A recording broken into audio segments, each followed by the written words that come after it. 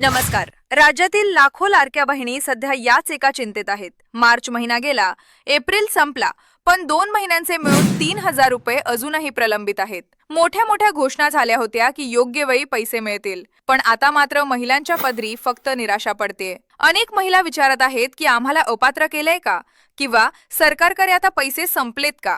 मुळात समजून घेण्यासारखी गोष्ट ही आहे की सरकारने या योजनेसाठी तब्बल 26,500 कोटींच्या निधीची तरतूद केली आहे.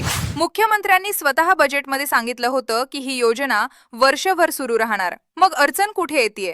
तर सध्या ई-केवायसी प्रक्रियेत आणि लाभार्थी पडताळणीत काही तांत्रिक बदल सुरू आहेत. आज 30 एप्रिल नंतर काही अपडेट प्रक्रिया बंद किंवा लॉक होऊ शकतात.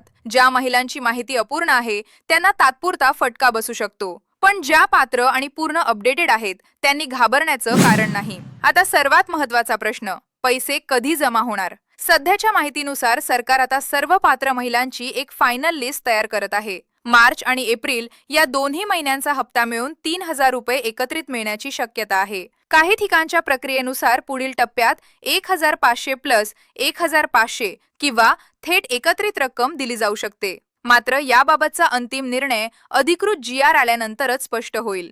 योजना बंद झालेली नाही, फक्त तांत्रिक आणि प्रशासकीय कारणांमुळे हप्त्यांमध्ये विलंब होतोय. तुम्हाला काय वाटतं?